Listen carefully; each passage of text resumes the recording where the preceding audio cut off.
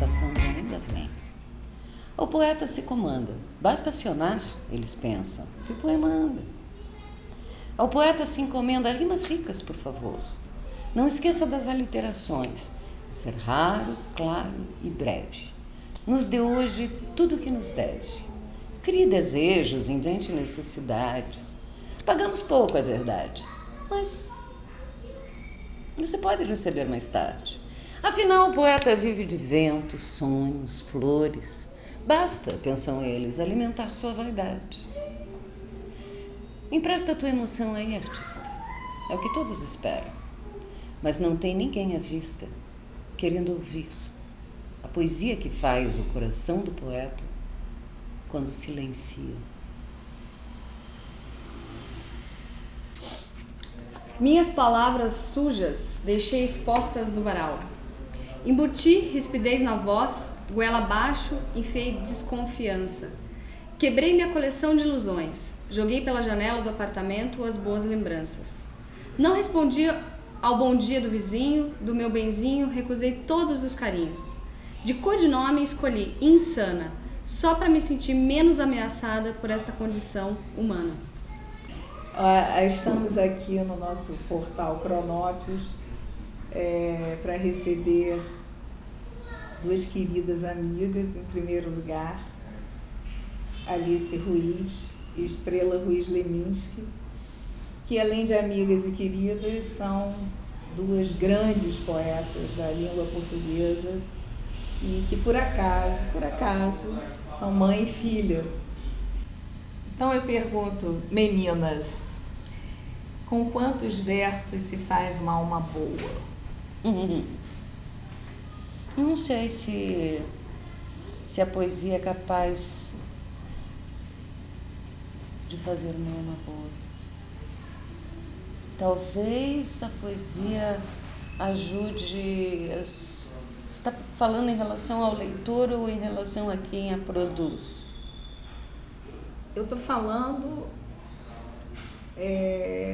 eu acho que dos dois lados, né? Lembrando que o Mário Quintana diz que são os poetas, são os poemas, né, que leem a gente, não é a gente que lê os poemas, então eu acho que é dos dois lados.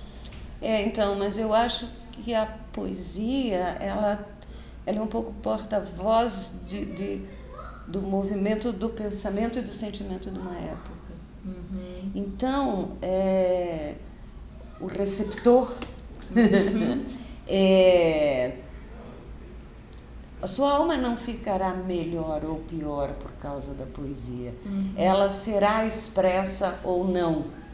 Acho que se ela for uma alma boa, ela terá uma dimensão de lúdico, de mágico, de sacro, de intensidade, de verdade, de ruptura, enfim, essas coisas que a poesia propõe.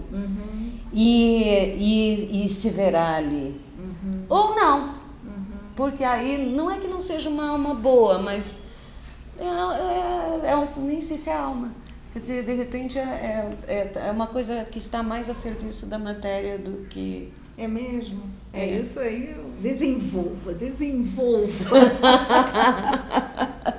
Não, muita gente não deixa a sua alma falar. Muita gente se deixou, e isso não é uma crítica, eu digo isso quase com pena, mas se deixou seduzir pela matéria, pela ilusão, pela maia, né? Pela maia indiana que nos cerca sempre. Em relação ao poeta, isso em relação ao receptor, em relação ao poeta, ou à poeta, acho que é a mesma coisa. Eu lembro que Confúcio, uma vez, em relação a um rapaz que estava tocando flauta, que ele seguiu, e daí os seus discípulos falaram, por que você foi atrás dele? E ele falou, porque sem caráter não se pode tocar esse instrumento. Muito bom, né? Mas você sabe que, excepcionalmente, eu já vi uns poetas mau caráter. Bons poetas e mau caráter. Uma coisa meio que eu até hoje não entendi. Mas isso é comum, eu acho que tem uma licença, não é só do poeta, do artista, né? O artista é a moral, né?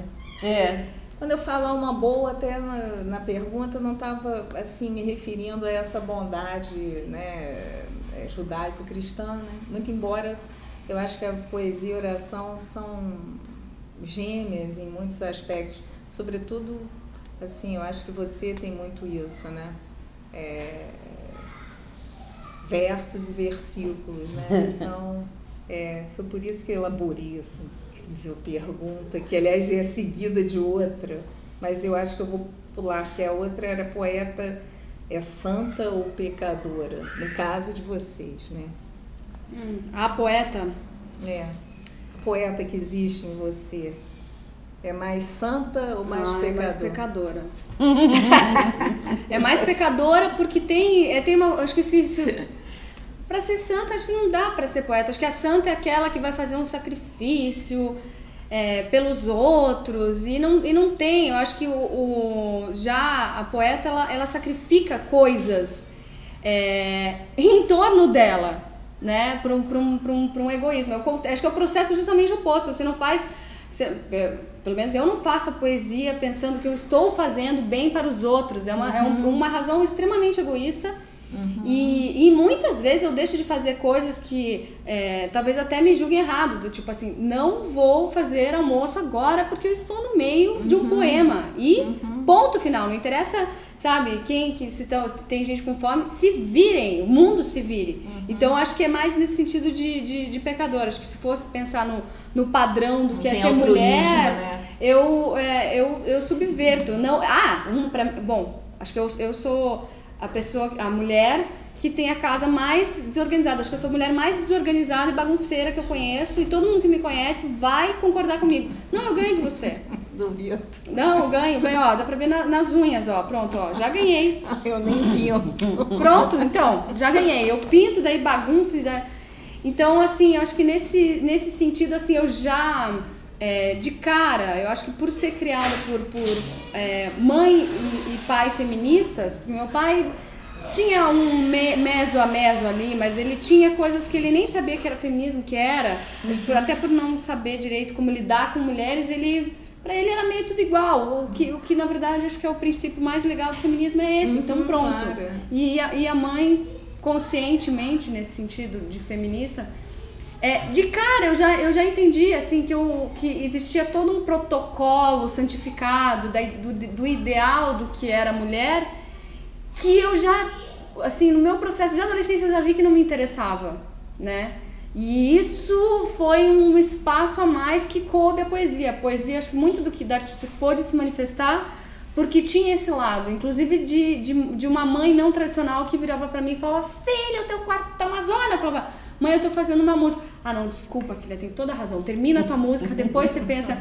E assim, não é todo mundo que tem uma referência de mulher assim. Então eu cresci entendendo que era assim e... Enfim, acho que nesse sentido é bem mais pecador do que santo.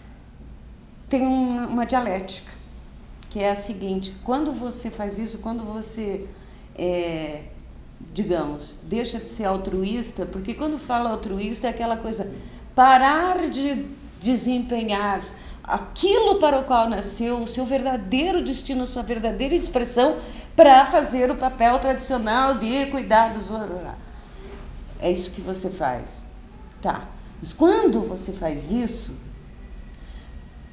mesmo sendo movida por questões, motivações egoístas, como você falou, você está dando um exemplo para as pessoas de: olha o que cada um veio fazer. Faça. Não importa que o mundo esteja desmoronando em volta. E ao dar esse exemplo, você comete o ato máximo de altruísmo e santidade. Eu acho. Sim. Não é?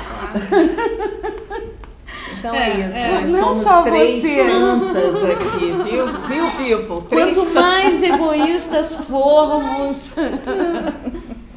Existiu algum momento, né, em que vocês dariam a poesia em troca, enfim, de não se angustiar mais, por exemplo? Eu tentei. Não, eu tentei muito. Quando chegou, porque eu comecei a escrever muito cedo, assim, eu tinha 6 anos, eu nem sabia escrever, né, eu tive que ditar o meu primeiro haikai. pra mãe. Verdade, você começou no útero da mas enfim, eu era muito pequena e isso despertou uma coisa em torno, que era aquela coisa de que bonitinho, né? Escreve poesia, não sei o quê. E aí joguei, eu falei, não, e me inscrevi em concurso de infantil e ganhei o prêmio, então não tinha nenhuma referência dos pais. E isso me fez com que, quando eu chegasse na adolescência, eu precisei negar isso, né? A coisa de negar os pais, eu não neguei eles propriamente disso, porque eles eram demais e a mãe, né, que estava comigo, estava assim, super apoiando em tudo que eu fazia, assim, sabe? Não tinha aquela coisa assim, não vai dar, como é que eu vou crescer sem ter com quem me revoltar? Era um pouco isso a nossa relação. E aí eu me rebelei com a coisa da poesia, sabe? Essa coisa do artista, assim, eu quis... foi o meu teste. E eu falei, não, de repente não é minha, eu tô forçando uma barra, sabe? E não vou fazer. E isso fez com que eu começasse a escrever e esconder. Eu não conseguia não escrever, sabe? Eu não conseguia não compor. Eu falava, não, eu vou tocar música dos outros. Aí quando eu vi, eu tava compondo melodias, sabe? E querendo aprender outros instrumentos. E sempre questionadora, né? Eu sempre fui muito crítica, assim. Sempre. Na adolescência isso só piorou e aí fiquei crítica comigo mesma, falei, não vou mais fazer esse negócio. E comecei a engavetar e assim, ao mesmo tempo que eu não queimava, mas eu parecia até que era uma autotortura. Eu li aquilo só pra dizer, nossa, mas isso não é bom. Tá vendo? Que não é bom. Tô vendo que não é, sabe? Assim. E no final das contas eu tinha um volume de material que não era bom e que era ótimo. E que no final das contas deu para trabalhar e gerou o meu primeiro livro. Eu vi que eu continuei trabalhando porque eu gostava de ler e gostava de ler muito a obra, tanto da mãe acompanhando em tempo real, que é muito legal, né? Sempre interlocutora dela dizendo, curti isso, curti mais aquilo e tal, sempre foi muito 10. E lendo as coisas do pai, eu falava assim, não, tomara que tenha um livro que eu não goste. Aí lia as coisas dele e falava, gostei, droga! Aquela coisa assim, gostei de mais que saco! E daí eu falei, não, então vou ler outras coisas. E comecei a ler as coisas que influenciaram eles e e curtindo muitos poetas que estavam ali em casa, os compositores que estavam ali, que eram influenciados por eles, assim, tanto que eu lembro que na adolescência, super apaixonada por tudo que o Itamar fazia, acompanhando eles compondo junto e tal.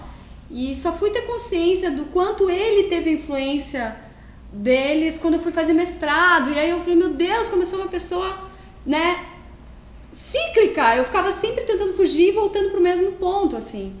Então eu consegui relaxar quando um desses poetas, que é um baita de um poeta maravilhoso, tudo que ele faz é bom, que chama Ricardo Silvestrin, de Porto Alegre, eu mostrei esse material pra ele. Porque a mãe escreveu, eu falei, mãe, toma. Daí ela leu, aí ela elogiou. Daí eu falei, meu Deus, o que eu faço com isso? Aí mostrei pro Silvestrin, que tinha visto os meus poemas da época de criança. E aí ele falou, nossa, isso lembra teu pai, guria? Isso lembra tua mãe, não sei o que, muito legal, né? E aí eu falei, não fala mais isso, senão eu vou passar mais 10 anos sem escrever, escondendo tudo. E aí ele falou, guria, teu privilégio é ser filho deles, mas ser influenciado por eles não é privilégio. Todo mundo é. Eu sou, todo mundo é, a geração toda é, guria. Ele imitando gaúcho, tá engraçado, né? E aí e foi aí que me caiu a ficha, assim. Eu falei, nossa, que bobagem, né? E aí que me caiu a ficha que não tinha cura, que eu ia ter que lidar com isso de uma maneira ou outra, mesmo que eu não publicasse, mesmo que eu não... Eu ia ter que lidar com essa coisa de estar produzindo uma obra claro, que tinha essa influência em relação a eles e que tinha toda uma geração. E aí eu falei, bom, eu tô querendo dialogar com essa geração que tá produzindo esse material. Eu tô produzindo. Eu falei, então vou parar de bobagem e simplesmente fazer. E você faz muito bem, né? Porque, assim, na verdade, você não é o que se chamou de artista hereditária, né?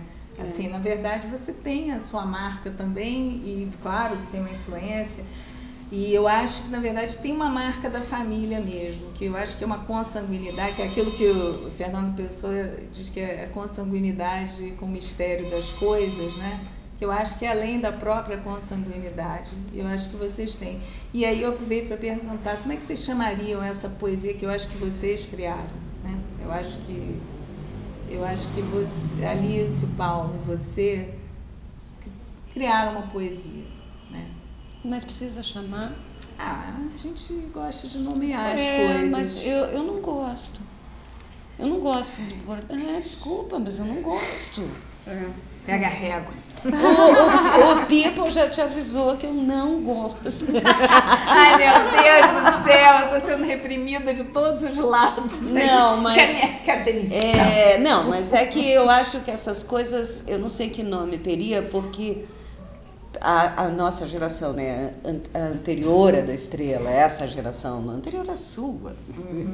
A gente é da mesma geração. Não considero. Vou tirar isso. Não, você é bem mais nova. A gente meio que foi um mix daquelas liberdades todas que vieram... Revoluções, por um lado do modernismo, por um lado a coisa da contracultura, por outro lado a coisa da materialidade da linguagem que os concretos apontaram, por outro lado aquela coloquialidade que lá vem de lá do Oswald, mas que se espalhou na poesia marginal. E eu acho que a gente fez um mix disso. Você viu que eu pulei a poesia participante, né? Essa não. Essa não. Não. Quer fazer revolução, pega a arma. Não, verdade. Não a caneta. Caneta não vem me encher o saco. E eu acho que é um mix disso. Agora, não sei como chamar isso. Mas eu queria voltar, se você me permite. Eu permito tudo. A coisa, eu achei muito bom que a Estrela não conseguiu suicidar a poeta nela, mas a coisa do suicídio eu queria voltar, porque eu não falei sobre isso. E, bom, os que já se suicidaram talvez venham puxar meus pés à noite depois do que eu vou dizer, mas eu tenho uma visão horrorosa do suicídio, porque eu acho que as pessoas que se matam ou que aceleram o processo, não precisa não precisa se matar de uma vez, pode se matando devagarinho. Aos pouquinhos, né? São pessoas que morrem de medo de morrer. Sem dúvida. Que a morte os apavora tanto que eles não conseguem viver com a consciência da morte. De medo. E eu acho que é um tremendo de um egoísmo. Eu acho que é uma coisa assim, um ego dilatado que não suporta acabar. Como se fosse mais do que qualquer outro que dura o tempo normal. Como se fosse mais do que qualquer outra coisa. Como se a vida nele fosse tão especial. E olha que eu tô falando de gente que eu amo, que já foi embora e tal. Que aceleraram o processo, como todos nós sabemos. No names, please. Bom, tem aqui a lista, ela fez. Tá feito. É das meninas, né? Ela entregou tudo. Mas ainda faltam os meninos nessa lista. Eu posso... aí. Se ela não tivesse feito, eu faria dos meninos. Porque, pois é. Enfim, para mim já foi insuportável viver em alguns momentos. Eu já a gente aguenta, vivi mas eu acho que tem uma dor aí que é da ordem, enfim, da doença mesmo. Mas é engraçado que tem, assim, aí voltando à neurociência, a neurociência diz que você estimula a mesma parte que cria, né, do cérebro, que deprime. Então, a gente que está criando está sempre estimulando isso também. E tem um momento que você cai, algumas pessoas acabam caindo no poço, como é o caso de Virginia Woolf e de outras. Né, assim, agora veja, nem vale tanto, porque Ana Cristina não, que já é uma coisa mais recente, mas Sylvia Plath, Virginia Woolf, são mulheres absolutamente brilhantes, geniais, com uma lucidez absurda, que viveram numa época em que a opressão em cima da mulher era muito maior do que a nossa. E aí no caso delas eu abro uma exceção, não acho que não era de medo de morrer que elas se mataram, era porque realmente era uma prisão, insuportável a vida. Eu me lembrei agora do Cioran, né? O filósofo, né? Cioran, que ele diz: se eu não soubesse que iria morrer, eu me mataria. Que é, mas no caso, assim, é o contrário, né? Mas, enfim, isso dá panos para manga, né? Mas que pena. Eu pensava em cortar os pulsos essa tarde e entrar para a história. Pararia imediatamente de te admirar. Você me salvou. Ai, não fala isso. Fala isso. Assim, eu que achava que ela era uma brava guerreira. Um covarde. Pois é, então, assim, já conversamos. Poesia, que na verdade essas perguntas foram muito inspiradas pelo livro da Estrela. Eu copiei tudo daqui. Aí eu te pergunto, mãe e filha, poesia é gramática ou dramática? Para mim é gramática. Gra com G, de ponto G. Eu acho que a ideia do drama é quando você representa. E o que eu escrevo, eu não lembro nesse livro nada que não seja uma coisa... Não tem eu lírico, sabe? Uhum. Não tem. Assim, é quase relato, né? Só que é relato de uma forma... Não é um diário, né? Tem todo um trabalho que é pra virar arte, é meu, só que eu quero que seja isso, vire universal, né? Porque as pessoas têm essa identificação. Então acho que no meu caso nada drama, assim. Você tem uns poemas eu lírico, né? Rolou, mas eu... Não, mas drama tenho... não, pode me revistar. Não, mas dramático... Pode me revistar. Mas tem drama e drama, né? Tô pensando mais na raiz do dramático, nessa coisa de você pode, né? Socorro! Eu não tô sentindo nada. Nada dramática, não, nem um pouco. Ai. Mas vem cá, com humor. Claro, mas leveza, tem humor. Mas eu acho que essas coisas andam juntas, eu acho. Então, mas o drama no sentido tradicional da palavra drama, eu abomino. Aliás, eu já vi atores e atrizes... não você é espanhola. Não, mas eu não gosto. Eu gosto de contida, eu gosto de poesia contida. Inclusive, em termos de interpretação, eu já vi atores e atrizes dizendo minha poesia e eu... bom, aí entrei em franco desespero porque deu uma carregada numa direção e não era. Eu gosto de mesmo quando eu falo de coisas desagradáveis, apontar uma saída, tirar a solenidade. Porque drama a vida tem. Assim, drama não. A vida tem coisas horríveis. Fazer drama com isso é que me parece uma fraqueza precisa, de... né? Sabe? Não precisa. Então aí eu vou te fazer uma pergunta assim, mais específica para você, né? Mas se você quiser, deixa você... Ela tá fazendo tudo baseado no teu livro, ela vai me dar uma colher de chá. Pois é, isso aqui você tá só assim, fazer uma ponte aqui. Não, eu ia te perguntar se Haikai é zen ou Ziquezira. Bom, o que eu pratico pelo menos o que eu faço é uma prática zen. A gente até teve uma discussão, né, no Facebook. Foi. Brigamos, ficamos uma semana sem nos falar. Foi tudo isso?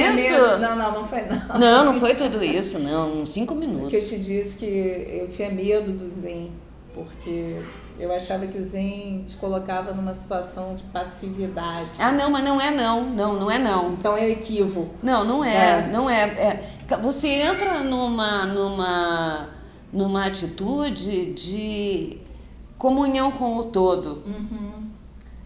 Então é uma coisa mais de aceitação das coisas para que você possa contemplar. Eu gosto da palavra contemplar porque etimologicamente é olhar de dentro do tempo. Isso é bonito. É bacana isso, né?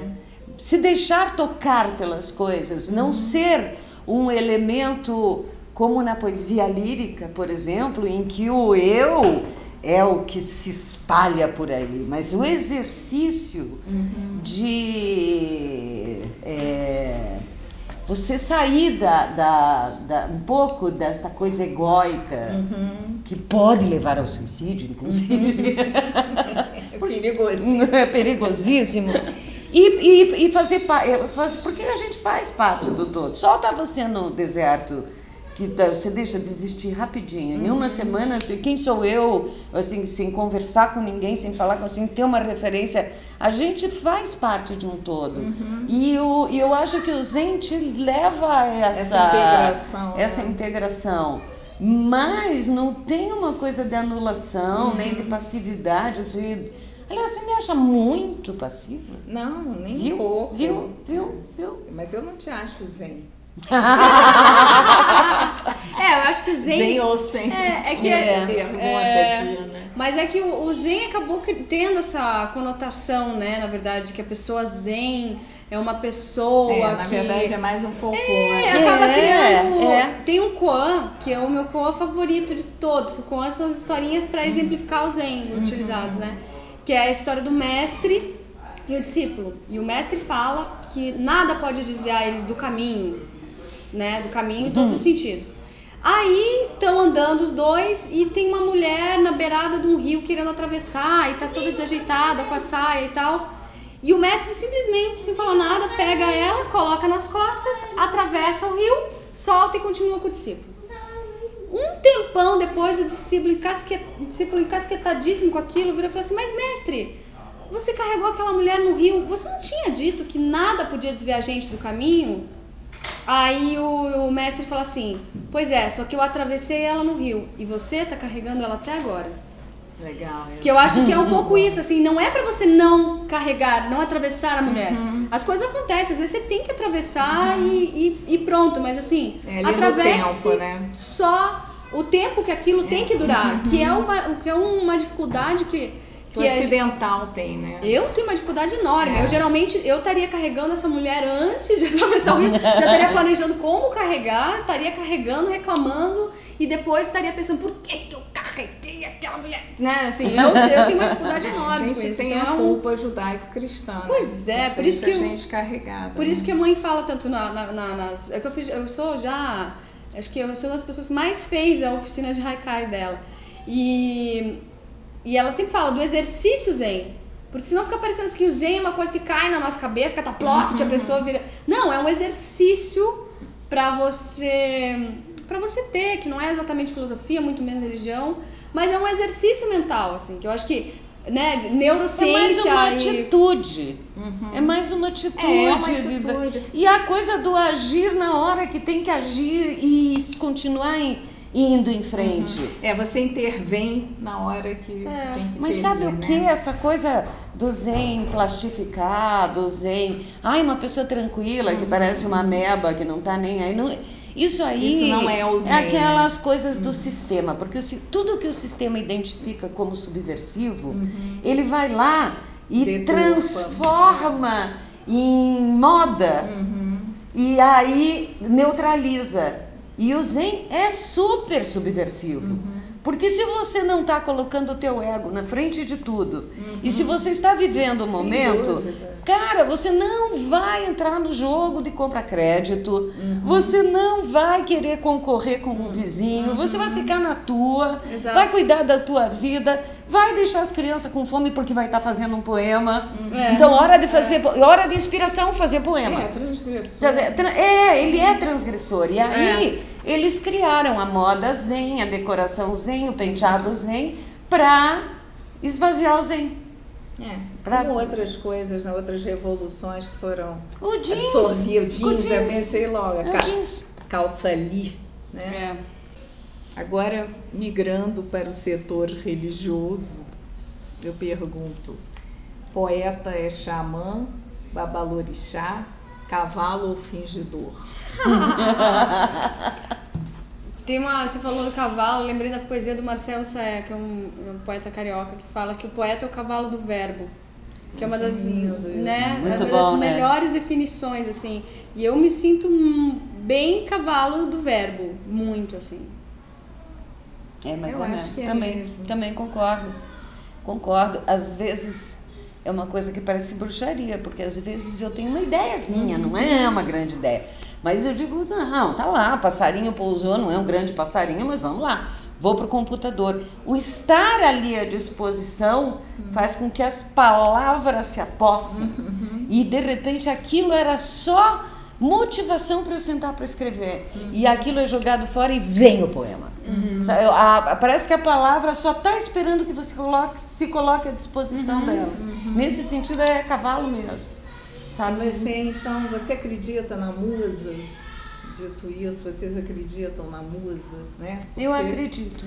Eu acho que tem essa coisa chamada inspiração, sim. Porém, você tem que se trabalhar muito para ser um instrumento bem afiado, para na hora que a musa baixe, você tenha condições técnicas de fazer o que ela quer. Porque se você não leu, se você não se preparou, se você não conhece teoria, se você não criou o máximo de familiaridade com a palavra que é o teu verdadeiro instrumento, você é o instrumento dela, mas ela é teu instrumento também. Se você não tem essa familiaridade, a inspiração pode vir que vai sair merreca. Acho eu, desculpa. Também? Concorda? Concordo. Não, sem dúvida, né? A inspiração. Eu só não concordo, até outro dia eu estava comentando isso, eu só não concordo com essa coisa que são 10% de inspiração e 90% de transpiração. Até um amigo meu falou, você quer 90% de transpiração? Então vai para uma sauna.